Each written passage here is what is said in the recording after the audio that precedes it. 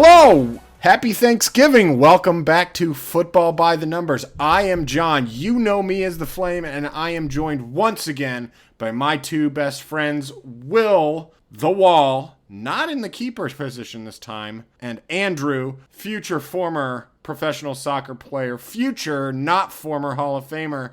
Andrew, how are you doing? I never come to you first. I always go to Will. How are you? I know. I feel quite fantastic, if I had Excellent. to say so myself. You know, Great. life has just been so dandy. It's great when you're on I time, mean, even early. it's even worse watching a game like we did for the U.S. men's national team.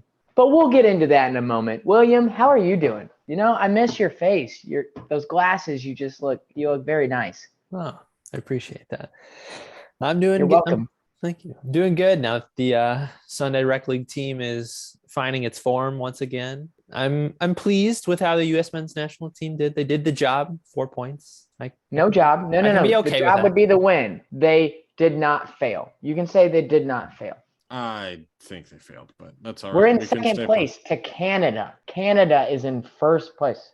Who took points You want off some of us? soda pop? Okay.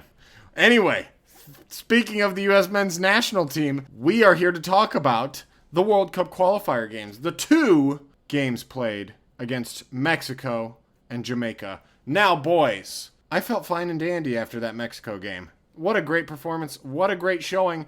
Berhalter sure proved me wrong, except he didn't because he won at home, and everybody knows that he's better at home. I think we have 15 points across 6 games or something, or 10 points across 4 games at home, and then we have 5 points across like 6 games away. 5 points across 5 games away, maybe, which is piss poor. And I'm still right about Greg Berhalter. But what do you guys think? What did you think of the matches? Statman John, fill us in. Let's go. John, What do you got? Let's go. So, I just want to point out, I don't know how many of you guys saw it. I sent it in our group chat. Google was trolling the U.S. men's national team roster before the lineup by saying our goalkeeper Jack Steven was in goal, not Zach Steffen. I enjoyed that. Thank you, Google, for brightening up what otherwise might have been a dismal night, but was actually record-breaking. Greg picked the wrong starting lineup. I don't know how many times we talked about this. Andrew, go back and watch our video from 2 weeks ago where Andrew and I talked about how if you're going to pick Steffen in the back, you need Critchards and you need Joe Scally to play out of the back. Am I wrong, Andrew? I'm going to come to you real quick first. You're 100% right. I would even add in Miles Robinson needing to be in there and having Anthony with Dest out be in your back line. I mean, you just can't have a static line like we came out with. I mean, freaking Yeldon, like...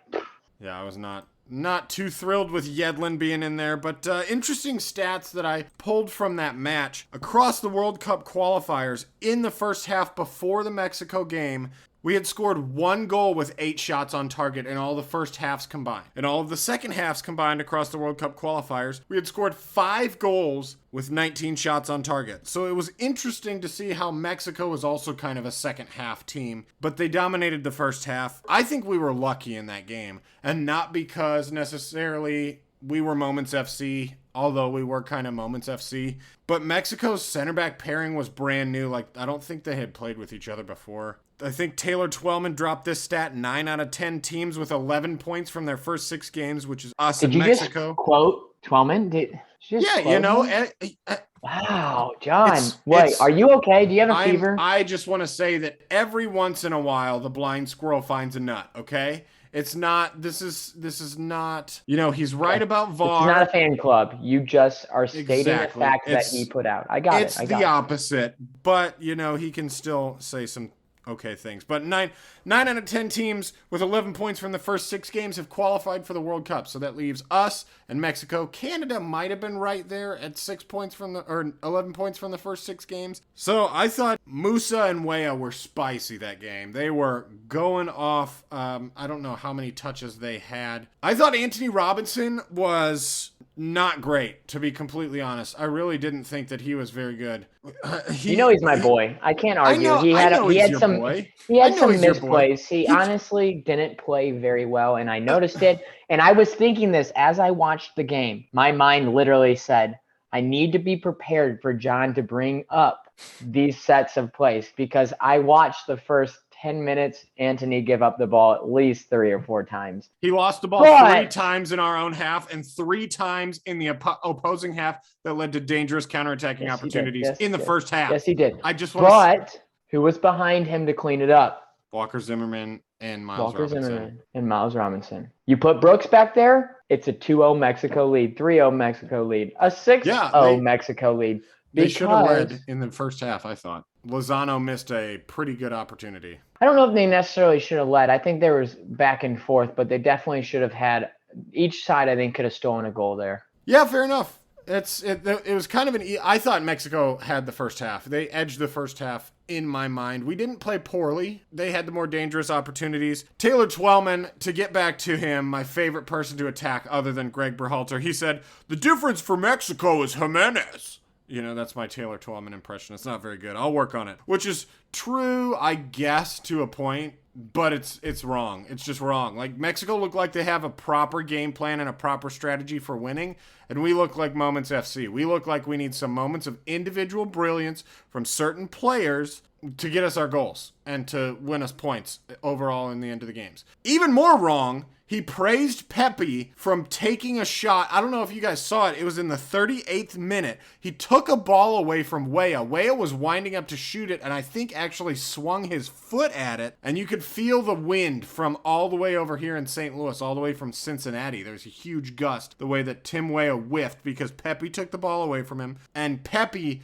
instead of shooting it, played it to Weah, who freaking airmailed it to the mezzanine fans in the Cincinnati stadium. So, like, I don't know what the hell, like, just take him out. He's so bad at commentary. Real good play from Pepe there, finally getting involved in the buildup. Yeah, except the one time he gets involved in the buildup in the first half was taking a goal-scoring opportunity away from Tim Weah. Well, what's your input on the first half? Or the game in general? It was impressive, to say the least. Wasn't expecting, I was only hoping for a draw against Mexico. Based on what we'd seen lately. I mean, big save by Zach Steffen on Lozano to keep it 0-0 in the first half. Zach Steffen played really well across both of these games, I thought. Almost as good as Jack Steven. I'm sure he's a great goalkeeper as well. And almost as good as Will the Wall. So we got Zach Steffen, Jack Steven, Will the Wall. I got to be honest, one positive that came out of Mexico that's super strong is the fact that we have just solidified our midfield even more. I think Tyler Adams, Musa, and McKinney controlled the middle the entire game. They did. I mean, they were making connected passes. That was the only reason our back line and our front line was connected because, like you said, Pepe was a little bit non-existent in the first half. I mean, he kind of showed up on a few glimpses, but he never really did what we saw in the last window, which is okay. That's going to come from an 18-year-old. We can't expect brilliance, which it would have been nice to have, I don't know, maybe somebody by the name DK to replace him with. You know, I'm just kind of thinking off the book. We'll ignore that. Anyways, our midfield was by far our strongest point in these past 2 games, minus this last game, because the only time that we had the strongest midfield in the game was against Mexico with Adams, McKinney, and Musa. I think you cannot change that going forward in any window or into the World Cup. Yeah, Will, what do you think? I'll give my opinion on that after you. They were fantastic. They dominated Mexico in the midfield. I mean, it does bring up a question of like, how often are you going to have all 3 due to, suspension for McKinney against Jamaica or an injury to Tyler Adams' back, or who is your 4th midfielder who slots in? Who's my 4th? Yeah. I mean, you have personally, I think you still have Leggett off the box that's going to be able to do something very consistent. I mean, he's not going to be as dominant in a 3 midfield. If one of those guys goes down, we have to go to a 4-4-2. I don't see us having another guy that can step in and fill that 3 midfield line. I mean, the combination of McKinney's engine, Tyler Adams' brain, and Musa's pure strength on the ball, I don't see a 4th guy that can kind of fill that.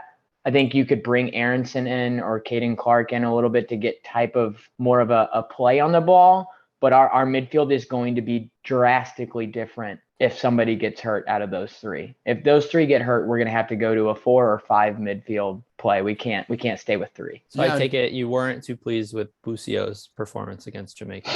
I'm not against Busio. I don't see him as filling one of those roles in a 3 midfield system.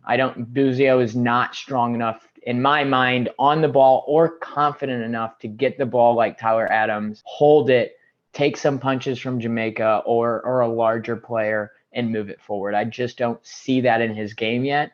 Whereas when you have Adams, McKinney, or Musa in the play, very rarely are you seeing them get pushed off the ball. And if they do, they're winning it back in the next couple seconds to get it back. That's my opinion. I could be wrong. I mean, I just want to say you're absolutely not wrong, because of course we can slot Caden Clark in that midfield. Come on. You see me put that drop in there, baby. I knew you were going to do it, freaking Caden Clark. I just got to put it. Interesting that you would say that Busio can't slot in, though. I'm looking at these statistics from the 2 games, and actually they had the exact same number of touches, McKinney and Busio. Well, McKinney and Busio are playing 2 different spots. Correct, but I was thinking that you could slot Busio in either for McKinney, or you could move Tyler Adams up to McKinney's spot and have Busio be the deep-lying playmaker and still kind of work. I say that just to be pragmatic, because Greg Berhalter's a one-trick pony, and he's not gonna... I'm glad I got to use that phrase. He's a one-trick pony, and he's not going to shift his system because he doesn't know how. And he won't. He just won't. What I wanted to talk about from the midfield 3 is, yes, I agree that's going to be our midfield 3. You know, it's nice to have Busio in there as a backup 6 instead of Kellen Acosta. You know, kind of a breath of fresh air. I'd like to see a couple more guys who are at that level. Those aside from those 4, you have Leggett, who's kind of vanilla, will give you a 6 out of 10 performance, but won't really shock and won't, he's not a huge contributor. But McKenny's got to fix his passing, man. That passing against Mexico, I think he had like 3 or 4 balls that he was trying to build up a play and just passed it straight out of bounds or straight to the opposition. I mean, he's got to fix his passing. It was just broken that game. I don't know what happened or what the brain fart moment was, or if he was trying to construct a play that wasn't in Berhalter's system, so nobody knew what was going on. If you watch, though, those giveaways were on the left side, which Correct. You could tell was where Christian typically plays. So I think it was just kind of a mishap on what your wingers are going to do differently. Christian's a unique player. You see him sit back a little bit more to receive those balls. Not saying as an excuse. I just think some of that comes with the chemistry of the guys you're playing around. Speaking of Christian, how did you think he did off the bench in the first game? Do you think that's the proper way to use him, since he's kind of made of crackers and biscuits and everything and glass, and he's to quote a great and famous philosopher from a child's cartoon, I was born with glass bones and paper skin. Is that the right way to play him? Do we keep Aronson on as a starter, or do we start Christian and have Aronson as that nice guy to bring in and create? What do you guys think? As of right now, it's the right thing to do, as he's still regaining his form, coming back from injury. I think it was right not to start him in both matches. I mean, he would be a great super sub, I think. I mean, yeah, he absolutely would be. Yeah, he'd be an extreme X factor off the bench. It could be a realistic option when you got to figure out. I feel like Weah's got to be a starter now. And now what do you do with 100%. Gio? So maybe one of them does have to come off the bench. Truthfully, if Berhalter, I'm giving him too much credit right now. If he was smart, he'd do a pairing of Gino and Weah and an Aronson and Christian and Weah and Reyna and Brendan Aronson as a pairing, and kind of use both of those as a tool of who's starting and who's going to sit and how they're going to rotate into that lineup, because Reyna and Christian get hurt a lot. They do. So hopefully he can find the correct formula to kind of see who's going to start, who's going to come off the bench, how can they give minutes and take minutes and still have a productive force out of both of them. I don't think you can go through a World Cup qualifying window again if Christian doesn't get hurt and have him come off the bench every time. I think that's unrealistic and that's not even plausible. So if they can find a combination that works well, like maybe it's Christian on the left, Weah on the right, and then you swap them and you have a Reyna and Aronson come off, and then come back the next game and go with a Aronson and Reyna for there's just so much combination you could do. If Reyna works on his finishing and Greg gets more tactically astute, could we bring Reyna as a false 9 so that way we could fit in like Dilf? 100%. Maybe he's even your fourth midfielder. Yeah. If Yeah. you could go to a 4, versus- or we have seen him flirt with a 3-5-2. Like if you go with a Don't make me 3-5-2, barf. then I'm just saying we have a plethora of options when it comes to Who's your using second our striker then if we go to a 3-5-2? Or I guess who are your two strikers? Do you go with Pepe and Ferreira working off that second striker? I was like Oh, I was thinking impressively not impressed with Ferreira against Mexico. His first two touches he gave the ball away straight away, and then his third one he settled a ball in the box beautifully to perform a shot and then airmailed it back to Sky Mall. Like, it was just awful. I think you trade Pepe and DK on and off on that holding striker, and you let whatever person that's got the niche to score in that window play underneath him, whether it be Christian, Reyna, Timothy Weah. I mean, Reyna most definitely would be the first thought. I just think you can slot Christian in there as well. You can even slot. Yeah, I mean, if career. I would almost rather, I don't know, in a 3-5-2. Christian doesn't really fit in a 3-5-2 formation. I'd much rather have Aronson on the left because Aronson. Well, that's why I think Christian could play a false 9, 100%.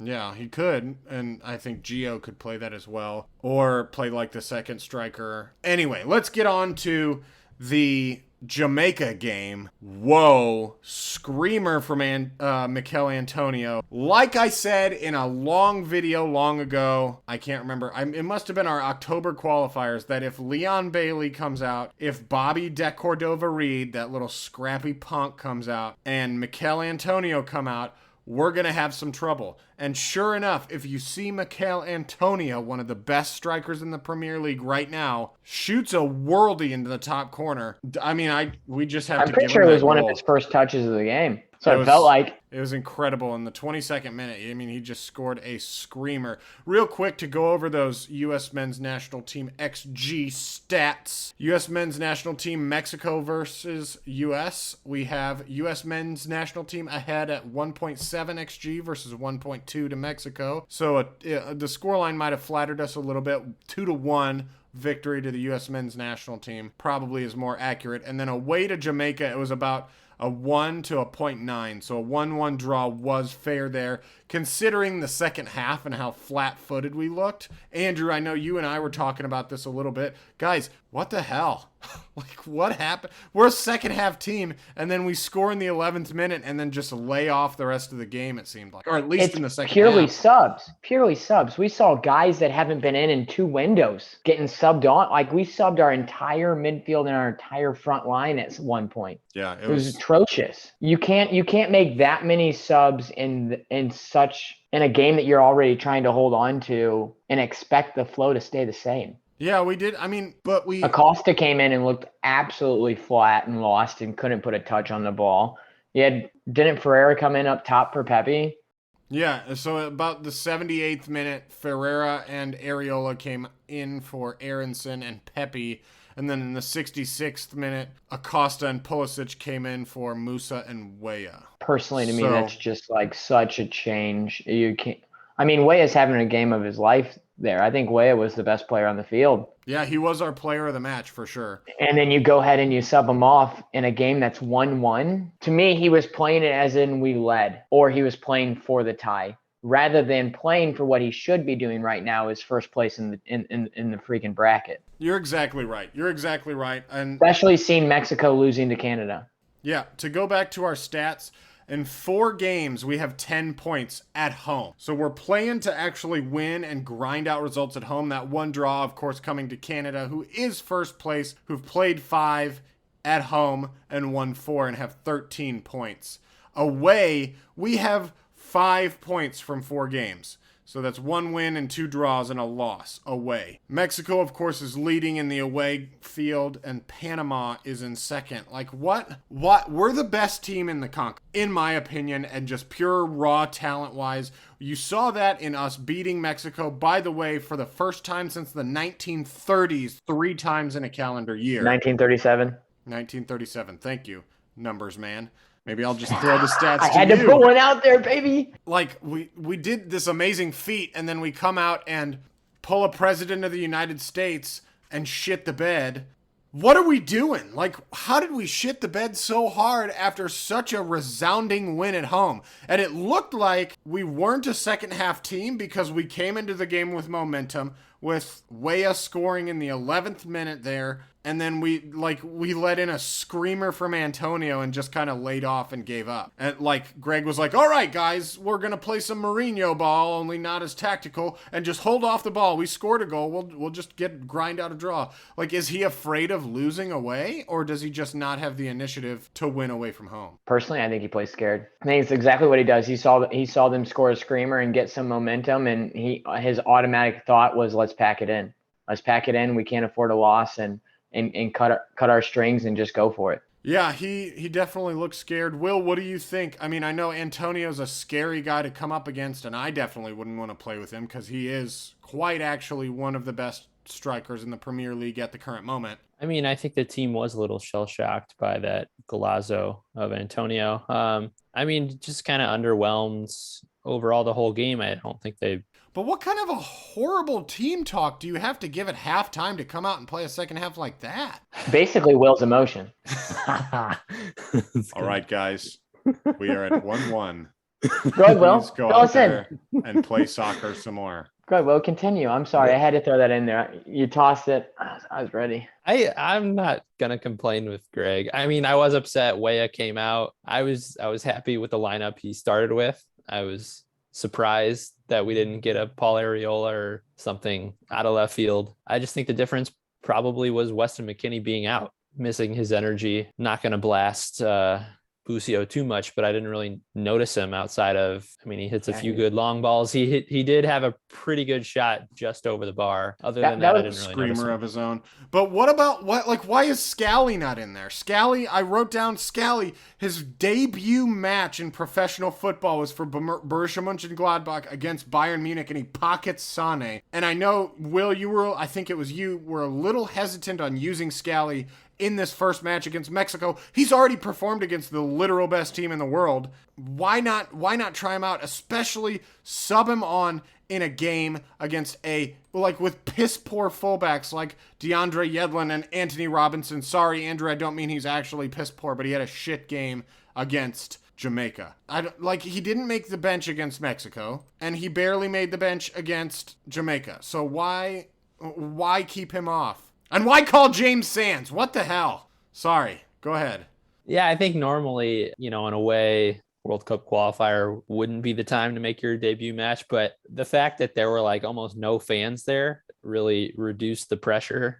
It would have been a good time to probably get him in. My thing is, it's not consistent. You had Pepe make his debut. You had Ferreira make his debut. Now, why isn't Scally? Why isn't he getting an opportunity in the 60th minute to come in and try to make an impact? Like, you play Yeldon all 90 minutes. Of both games. Why? He had no impact, no change, no effectiveness. Like, there's nothing he did that I could say, oh my God, he really made an impact in that game right there. So what's worse than nobody can do worse than Chris Richards, who gives Mexico a freaking goal in his freaking first touch of the national team ever. Like, you can't get worse than that. Just go for it. And bring in Chris Richards at right back, and put Scally on the left. Scally's a versatile, both-sided fullback. I don't understand why he can't get a start, but that's just the 5D underwater chess that Greg Berhalter's playing. But this was a real opportunity to take the group by storm and really solidify our place in first place and come out with all 6 points. Yeah, he got the job. At what point do we consider just doing enough not enough? Like, we are the dominant team. We should have a winning mentality when we go in, wherever we go, because we are the United freaking States. Just from a country perspective, we're exceptional. From a team perspective in CONCACAF, we are better than everyone else. There are literally only a few individual players that have talent levels above the average, the median level of our talent. That being Alphonso Davies at Canada, there being Raul Jimenez and Edson Alvarez over at Mexico, Herving Lozano and Jesus Corona. Other than that, I'm not sure that there's Mikel Antonio. There's another one. obviously, from his golazo. Other than that, I'm not sure that there's players out there that really almost approach the level of our squad. You know, De Cordova-Reid and Leon Bailey over at Jamaica, yeah, they're good, but Bailey's been crap this year for Aston Villa. Nothing compared to his Leverkusen form. De Cordova-Reid's just a scrappy bastard. Like, he's not that good. Mexico's got some good players and some good talent, but like overall as a system, we have, and I've said this before, we have the deepest, most talented squad that we've ever had. And our coach goes into games against Jamaica, against Panama, against El Salvador, against Honduras. With joke rosters. With joke rosters and a losing or draw mentality or just get a result out of the game, not going in to win. And then we get saved in the Honduras match by Ricardo Pepi and gives the team just an overall boost, but otherwise go into away games sucking. I think the only way for his like road mentality to change is, you know, if we get to a point like in that Honduras match where it seemed like if they lost that, his job was on the line and he had to pull out all the stops when he made those early second half subs. To me, he's still on notice. Like, I know we're second in CONCACAF, but we're second in CONCACAF. We're second in CONCACAF. And our World Cup qualifying spot should be tied up. We've played Honduras, we've played Panama, we've played El Salvador, we've played Jamaica twice. Those are 5 games now that you should have 15 points from. And now total 15 points. 15 points out of 8 games. 15. And we've beaten Mexico, which we should have done, you know, but that's the heavy competition. We've lost 1 and drawn 3. I don't know. Greg is still on notice. He's getting the job done. He did manage to impress me, and for a moment questioned maybe I'm wrong with this Mexico result, and then he went right back to his essentially loser mentality versus Jamaica. The scaredy cat. They scored a lucky golazo off from an incredible player that we were able to lock down defensively. Why can we not play progressively? Anyway, boys, we don't have too much time. Any closing final thoughts? Will, the Berhalter apologist, what do you think? Am I totally wrong? Am I out of line? I want no emotion. No emotion. I'm glad we got a point out of Jamaica. I mean, they missed a few chances. They missed one wide open chance in front of the goal. Bobby Reed, missed a sitter, and then they had the head ball off the corner negated. So I'm okay with 4 points. I'm looking forward to January, next window. It's going to be tough facing Not Canada. Looking forward to December 18th? Is that the Bosnia Herzegovina exhibition match? Correct. Yes. No. I better see some different subs in that game. Yeah, that's a friendly. That's a good opportunity to better see nobody named Ariola or Yedlin in the freaking If you call roster. up a bunch of U.S. talent like the boys at Venezia, Scally, Richards, all these people that don't normally play them, that'd be fine. Andrew, what about you? I'll say I'm satisfied with the tie, with the draw. I'm not happy, and I'm definitely looking forward to January. And I'm hoping that we can wake some things up to get a little bit more flow in here. Again, not looking forward to December. Anyway, thank you guys for watching. Thank you for listening. Remember to leave a like, comment down below. Are we wrong? Who's right, actually? The apologist, the critic, or the other critic of Greg Berhalter? Subscribe. Keep an eye out for our next videos. We got some juicy content coming up for you. Thank you guys for watching. Thank you for listening. We are Football by the Numbers.